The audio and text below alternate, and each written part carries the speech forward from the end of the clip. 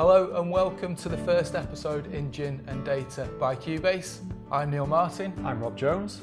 And you might be thinking, what on earth is Gin and Data and how do these two things go together? Well, let me tell you. We started off by wanting to bring you all the latest trends and technology in the data industry. And then we found that we had a resident gin expert in Rob Jones and thought, actually, what better excuse to have a drink and talk about data? So here we are.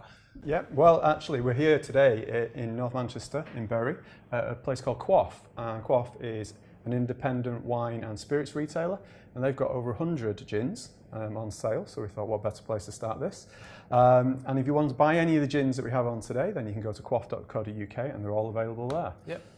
It is called Gin and Data, Rob. It's not called Data and Gin, so let's get straight into the gin. Fair enough. I think the first thing we should start with, seeing as we're in Manchester, in North Manchester, is Manchester Gin. Great shout. It's made by a couple, Jen and Seb, and actually they started making this gin in their kitchen quite a few years ago now. It's quite unique. It's the only gin I'm aware of that has dandelion and burdock. You know, really? Being from Manchester and everything. And the taste is quite interesting. It's gold medal winning. Yeah. And that was an international spirits and wine competition. And it's quite an interesting, very smooth gin. It's got a really good balance between juniper and citrus, but it's quite earthy as well. So it's got quite a bit of power to it. Right. So it's a good gin. Am I allowed to taste? You're welcome to taste. See what you think. You think of that? Oh, that's really nice, actually. It's good, isn't it? Really smooth. Yeah, you get the juniper flavour as well. I Yeah. really like that, actually. It comes through quite nicely. Yeah, it's a really well balanced gin. Because the earthiness comes from that dandelion and burdock, which they use as two of the botanicals. Yeah. It's a still-based, copper still-based production. So it's small batch as well. And actually, interestingly, on the bottles, you'll see that each one is numbered with the batch, and whoever's made it signs it as well. Oh, right. Cool. Really rare then. Nice. It's about £35-ish, £33-35 online. I like the orange accompaniment as well with the cloves. That's really nice. So what we tried to do is put perfect serve together with it. So something that will complement the gin and bring out the flavours a bit more. So it works quite well, doesn't it? Yeah. Excellent start to Gin and Data. Cheers, everyone. Right, Rob.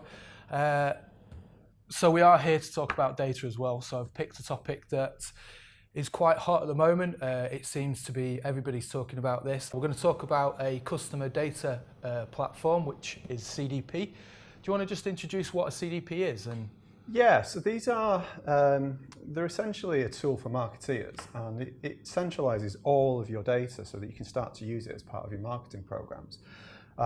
So most people will have a data warehouse, or they'll have a single customer view, and this is really the next evolution of that. So it really concerns real-time data. So it's about that ability to provide personalization in real time, and it just enables all of that. So it takes your digital data, your offline data, any product data, and also any external data like research data, things like that, brings it all together into one place, so that you can start to do some really interesting things with it. So you can start to provide analytics on it, you can do reporting on it, but also you can start to do some kind of prescriptive analytics where you're, things like next best action, where you're predicting what somebody's going to do, but you're predicting every potential outcome. So that when that person, say, is using your app or is on the website, you can actually respond to what they do, and you can provide them like a dynamic, personalised experience. So it really is the future of powerful tool for marketing. Really, really powerful. And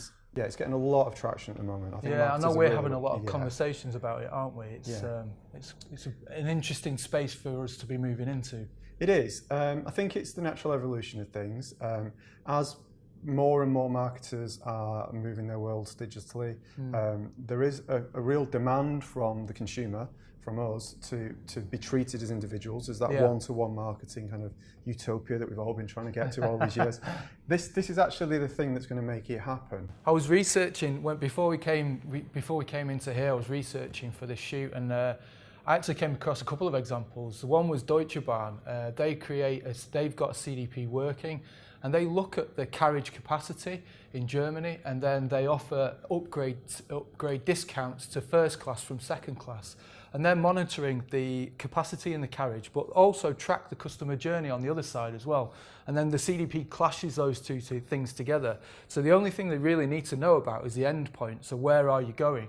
And actually, it doesn't matter where you came in. You could have bought a ticket from a kiosk, ordered online, got it from an app, and through the app notifications, they're pushing you into, it's a great customer journey as well as a revenue generator for Deutsche Bahn. At Cubase, we use Talend, which is a data management and integration tool, which really facilitates this kind of work. So Talend helps you integrate really big data in real time. It's a fabulous tool, really good. We're using it a lot for customer solutions at the moment. So do you think this is kind of the next evolution of data then? Now, obviously we've gone through many iterations of a single customer view a few years ago and the evolution of that. Do you think this is kind of like the on the cusp of something special for improvement of customer journeys? Yeah, I'm sure it'll go somewhere else again. And if I knew what that was, I probably wouldn't be stood here doing this now. I'd be a billionaire somewhere. But it is definitely it's the future in the next few years, because what it's allowing you to do is allowing you to facilitate those customer journeys. So you're working out who to contact, when to contact them, what to send them in terms of product, promotion, content, what channels should be using, what time should you send it. All of these things you can build into your marketing program and actually automate everything as journeys, as schemas, that people, as they interact with them, it responds to that interaction and changes course. That's the key thing. Don't just keep them on that journey. If they're demonstrating to you that they're not going to do what you want them to do, then change course. And that's where the prescriptive analytics comes in.